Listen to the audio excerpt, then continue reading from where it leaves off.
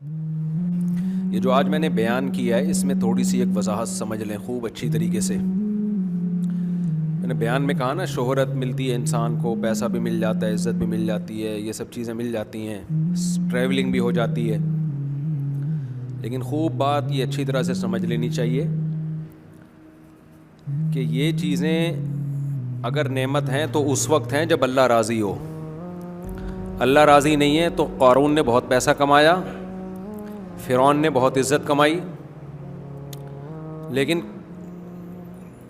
یہ شہرت, یہ عزت, یہ تباہی بربادی کا ذریعہ بن گئی. اس لیے اپنے ذہنوں میں یہ بات اچھی طرح بٹھا لیں کہ ایک آدمی جو جھونپڑی میں رہتا ہے, سوکھی روٹی بمشکل گزارا ہوتا ہے, دنیا میں کوئی اسے نہیں جانتا, لیکن اس نے اللہ کو راضی کیا ہوا ہے. خدا کی قسم وہ کروڑہ گنا خوش قسمت ہے اس شخص سے جس کے پاس دنیا کی ہر نعمت ہو مگر اللہ اس سے خوش نہ ہو. کیونکہ آج کل نا یہ دنیا میں لوگوں کی ٹریولنگ ولاگس اور یہ سب چیزیں دیکھ دیکھ کے نوجوانوں کی کھوپڑی آؤٹ ہونا شروع ہو جاتی ہے. وہ سمجھتے ہیں یار پیسہ کماؤ, پیسہ کماؤ. کمائے, کسی نے منع نہیں کیا آپ کو. اصل کیا ہے؟ تلک الدار الآخرۃ نجعلها للذین لا یریدون علوا فی الارض ولا فسادا. قارون جب اپنے خزانوں کے ساتھ نکلا اور روب اور دبدبے کے ساتھ, تو دنیا پرستوں نے کہا یا لیت لنا مثل ما اوتی قارون, ہائے کاش ہمیں بھی ایسا پروٹوکول ملتا. اس زمانے کے موٹیویشنل اسپیکر قارون کو اپنی مجلسوں میں بلاتے ہوں گے کہ آپ کی سکسیس کا راز کیا ہے. اس زمانے میں بھی تو ہوتے ہوں گے نا کوئی نہ کوئی, اپنی ورکشاپس میں ان کو بلاتے ہوں گے پروگرام میں, قارون تشریف لائیے آپ کو ایوارڈ دیا جائے گا, آپ یہاں کامیابی تک کیسے پہنچے. اصل میں اسٹرگل میں کبھی مایوس نہیں ہوا. یہ ٹوپی ڈرامے قارون نے بھی بہت کیے ہوں گے. اور موسیٰ علیہ السلام سے پوچھا جاتا ہوگا معاذ اللہ آپ کی ناکامی کا سبب کیا ہے. نہ آپ کے پاس پیسہ ہے, نہ کوئی خاص ٹریولنگ ہے, صرف ایک دفعہ مدین گئے تھے وہ بھی کسی کیس میں, ٹھیک ہے نا, قتل کا مقدمہ چل رہا تھا, تو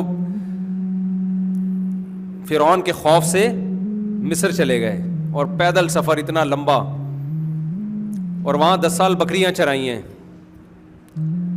تو اس زمانے کے موٹیویشنل اسپیکر بتاتے ہوں گے کہ دیکھو سکسیس قارون کے پاس ہے, اور اسٹرگل تھی, اور ساتھ جو کامیاب انسانوں کی ساری صفات کس میں تھیں؟ قارون میں پائی جاتی تھیں. اور موسیٰ علیہ السلام کے پاس تو نہ اسٹرگل ہے, پیسے کمانے کی اسٹرگل, اور غلطی سے قتل بھی ہو گیا, کیسز ہیں تو ناکام معاذ اللہ. لیکن اللہ کیا کہہ رہا ہے, کون کامیاب تھا بھائی؟ حضرت موسیٰ کا. کیوں؟ اللہ ان سے کیا تھا؟ خوش تھا. فرعون سے اللہ خوش نہیں تھا. تو آج بعض دفعہ لوگ اپنے بچوں کو یہ سوچ کے مولوی بنانے لگے ہیں کہ ہمارا بچہ بھی شاید کوئی 4 شادیاں کر لے اس بہانے.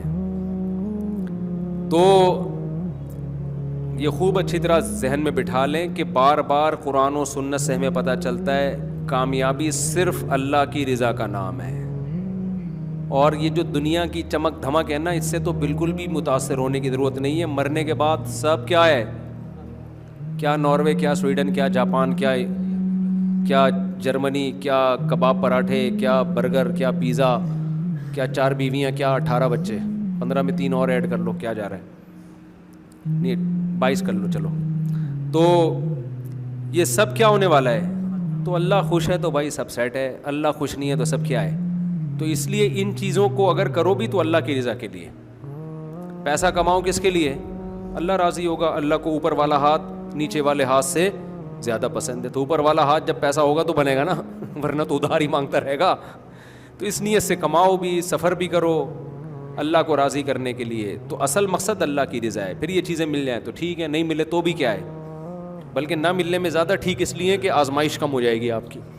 غریب آدمی کی آزمائش کم ہے, پیسے والے کی آزمائش زیادہ ہے. تبھی حدیث میں آتا ہے کہ جنت میں غریب ہول سیل کے حساب سے ہوں گے, پیسے والے شارٹ ہوں گے جنت میں. کیوں؟ وجہ اس کی یہ کہ جب پیسہ آتا ہے تو نماز روزہ مارکیٹ سے شارٹ ہوتا ہے. غریب آدمی کے پاس کچھ ہے ہی نہیں تو کیا لگے چلو نماز ہی پڑھ لو یار, جا کے فلم تو دیکھ نہیں سکتے, نیٹ میں بیلنس ہی نہیں ہے, وائی فائی بھی ادھار لے رہا ہوتا ہے وہ لوگوں سے, تو وہ نماز پڑھنا اس کے لیے آسان ہے. اچھا بھائی, اچھا آج کل نا لوگ اپنا, ابھی یہ صاحب آئے نا مجھ سے ملے, کہنے لگے میرے کان میں میری 2 بیویاں 8 بچے ہیں, میرے کان میں کہہ کر گئے. آج کل لوگ اپنا تعارف مجھ سے اس طریقے سے کروا رہے ہوتے ہیں, اتنا ٹرینڈ چل پڑا ہے نا. ان کو پتا ہے مفتی صاحب نے لفٹ کرانی نہیں ہے, 2 بیویاں بولوں گا تو لفٹ کرائیں گے, اچھی طرح سے ملیں گے, سیلفی بھی ہوگی.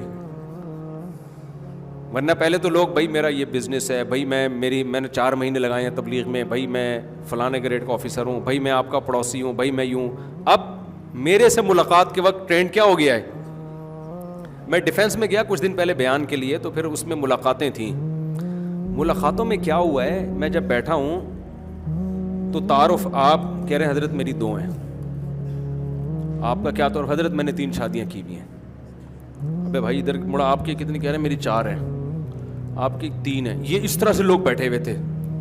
جب ان کو پتا چلا نا میں آ رہا ہوں ڈیفینس میں, تو سارے پورے ڈیفینس میں 3-3, 2-2, 4-4 والے اکٹھے ہو گئے کہ اپنے دکھڑے میرے سامنے پیش کریں گے. یعنی مقصد شاید یہ ہوگا کہ اپنے دکھڑے جو ہے نا, تو میں نے بھی پھر, میری تو مزاح میری حص میں شامل ہے, میں نے کہا ایسا کرو 4-4 والے ادھر آئے, 4 والے, 3 والے اس کے پیچھے, میں نے کہا 2 والے تھوڑا سا پیچھے, 1 والے بالکل آخر میں, اور جو کنوارے ہیں وہ جوتوں میں جا کے بیٹھے ہیں. ان کو اس مقدس اور مبارک محفل میں بیٹھنے کی پرمیشن, جس مقدس محفل میں جہاں فرشتوں کا نزول ہو رہا ہے, آسمانوں پہ ان کے تذکرے ہو رہے ہیں, 4-4, 3-3 والے بیٹھے ہوئے ہیں, چھڑے چھاٹ کا کوئی تک بنتا ہے وہاں پہ؟ بولو نا یار. یہ تو ایسے ہی ہو گیا, آپ نے بڑی بادشاہوں کی اور رائل فیملی کی محفل ہو, اس میں آپ نے جناب کسی رکشے والے کو, بیچارے ٹماٹر والے کو لا کے بٹھا دیا اس میں. ہماری نظر میں رکشا ٹماٹر کوئی عیب کی بات نہیں, لیکن بادشاہوں کی نظر میں تو عیب سمجھا جاتا ہے نا, بادشاہ لوگ تو نہیں بٹھاتے اپنے ساتھ.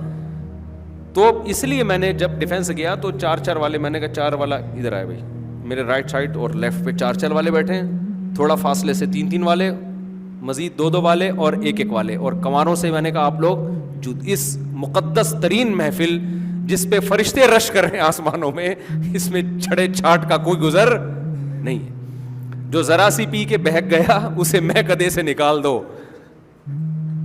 شاعر نے شعر کہا تھا نا, شرابیوں کو شراب پہ بڑا ناز ہوتا ہے نا, تو شرابی تو بڑی بڑی بوتلیں پیتے ہیں, بہکتے پھر بھی نہیں ہیں. جس کو عادت نہیں ہوتی وہ تو 2 قطروں میں ہی بہک جائے گا. تو مرزا غالب نے کہا تھا, میں کدا کہتے ہیں شراب خانے کو, کہ جو اتنا کم ظرف ہو نا کہ 2 گھونٹ پی کے دماغ اس کا خراب ہو جائے, ٹن ہو جائے, اس کو میں کدے سے نکال دو. جو ذرا سی پی کے بہک گیا اسے میں کدے سے نکال دو. یہاں اہل ظرف کا کام ہے, یہاں تنگ نظر کا گزر نہیں. جو تنگ نظر گھٹیا لوگ ہیں نا, جو 2 گھونٹ پی کے ٹن ہو جاتے ہیں, ان بدبختوں کو میں کدے سے نکال دو. یہ میں کدے کی توہین ہے, کم ظرف لوگوں کی میں کدے کی, شراب خانے کی توہین ہے یہ. تو میں نے کہا جہاں 4-4, 3-3 والے مقدس لوگ جنہوں نے اتنی بڑی بڑی ٹینشنیں پالی ہوئی ہیں, مقدس لوگ ہو گئے نا, اور بہکے نہیں, اس میں چھڑے چھاٹ جو ایک کا نہیں سوچتے, ایک کو ٹینشن سمجھتے ہیں, تو ایک گھونٹ میں جن کا دماغ خراب ہو جاتا ہے, ان کو اس میکدے کی محفل سے کیا کرو, نکال دو. تو ایسی ایسی محفلیں سجنے لگی ہیں اس کائنات میں یار.